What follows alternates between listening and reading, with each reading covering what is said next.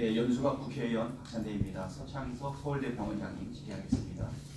오늘 질의가 많죠. 네. 서울대학교 병원 매년 적자가 지금 있는데요. 적자의 내용을 살펴보다 보니까 두 가지 요소가 좀 있는 것 같아요. 하나는 고유목적 사업 준비금을 좀 많이 적립하고 있어요. 그 전입액을 넣는다는 얘기는 미래에 필요한 고유목적 사업을 충당하기 위해서 필요한 돈이라고 해석하시는 거죠? 네, 그렇습니다. 예, 그 규모가 많은 거에 대해서 박윤재 의원이 지적한 부분도 있었고요. 또 하나는 착한 적자 부분도 좀 일부 있습니다. 그러니까 이제 공공의료기관의 역할을 하기 위해 가지고 아마 착한 적자 부분도 하고 있는 것 같은데요. 어린이병원, 의료생명연구원 뭐 이런 것들이죠. 예, 이런 데는 아무래도 뭐 수익을 내기보다는 공공의료 역할을 감당하기 위해서 기꺼이 지는 착한 적자라고 볼 수가 있습니다. 그런데 재정 여건이 이 두 가지 여건을 고려했을 때 어렵다 이렇게 볼 수 있는데요. 그럴수록 살림살이를 규모 있게 알차게 해야 된다라고 생각이 됩니다. 본 의원이 지적하고자 하는 것은 여러 번 지적이 됐을 텐데요. 2015년도부터 2018년 6월까지 서울대병원 진료비 감면 현황을 한번 살펴보았습니다. 이 3년 반 동안의 기간 동안에 243억 2,732만의 진료비가 감면되어 있어요. 뭐 필요에 따라 가지고 뭐 감면이 일부 있을 수 있는데 이렇게 적자를 시현하고 그다음에 고유목적 사업 준비금 적립액을 하면서 그리고 또 착한 적자도 있는 상황에서 반드시 이렇게 진료비 감면이 있어야겠나라고 하는 부분에 대해서 지적을 하는 건데 병원장님 이 부분에 대해서 어떻게 생각하십니까? 281억이 아니고 28억 1천원 나왔어요. 28억이라고요? 네. 3년간의 기간 동안요? 2018년 1월에서 8월까지 늘었고요. 2015년도부터 2018년 6월까지거든요. 다 합해서 55억, 55억, 53억 하면 한 250억 정도 되겠습니다. 예, 그렇죠. 예, 243억이니까요. 네. 점차 풀려가고 있는 상황이고요. 그다음에 또 교육부에서 감사한 결과에 따라서 지금 최소한으로 줄이고 있습니다. 이거 줄여나가야 되지 않을까 싶습니다. 예, 공공의료에도 더 많이 쓰셔야 될 거고 고유목적 사업을 위해서도 더 많이 써야 되지 않겠습니까? 네. 지금 보니까는 고유목적 사업 전입액을 빼게 되면 지금 이익을 내는 형태로 좀 되어 있어요. 최근 그렇죠? 그렇다 그러면 더욱더 공공의료를 위해서 재정을 알차게 쓸 수 있어야 될 텐데 이거 샴페인 터뜨리는 것도 아니고 감면의 부분은 반드시 줄여야 될 거라고 생각이 듭니다. 근데 한편으로는 저소득층에 대한 감면들을 살펴봤어요. 근데 매년 줄어들고 있습니다.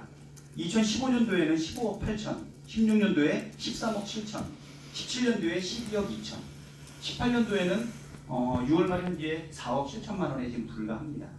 매년 저소득층에 대한 의료급여가 지금 줄어들고 있고요. 만약에 이런 걸 고려한다면 여기에 탈북자, 재가족, 3자녀 가정, 사회적 약자 이런 거에 대한 진료비 감면 혜택 등은 상대적으로 늘어나야 될 텐데요.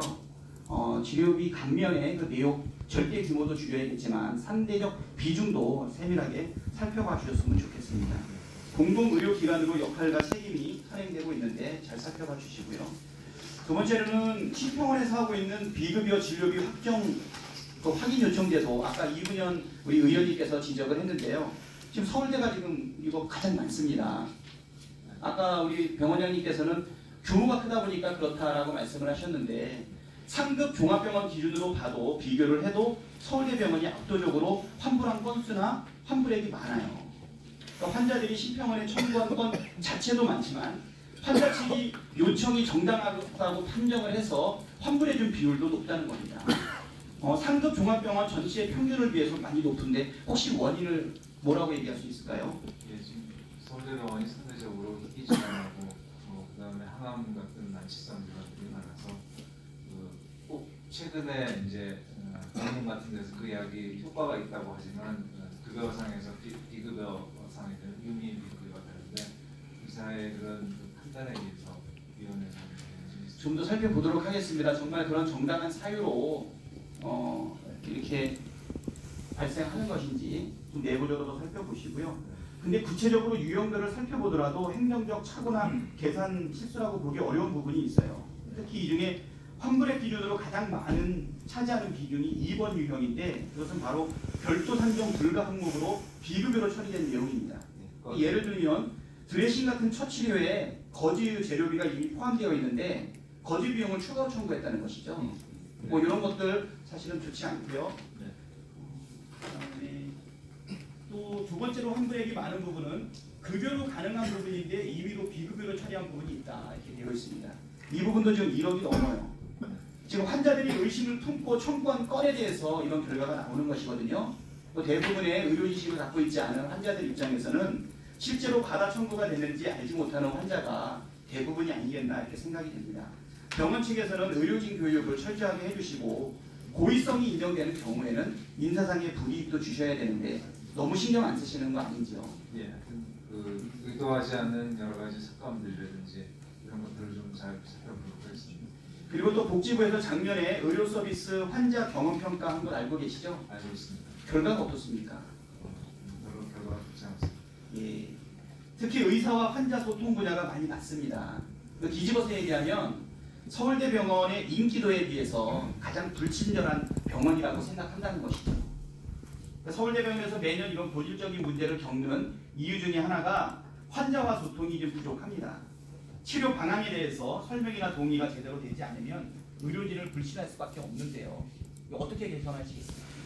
좀 설명 잠깐 드렸었는데 뭐 회진 시간이 특정 시간에 하다 보니까 못 만나게 되고 보호자들이 못 만나면서 설명이 좀 부족한 걸로 이어지게 되어서 일단 그 회진 예보제 좀 특별히 좀 시간을 각 교수들을 좀 교육을 시켰습니다. 우리나라에서 가장 대표적인 학교 중에 서울대, 그다음에 가장 대표적인 병원으로 서울대 병원을 생각하고 있는데요.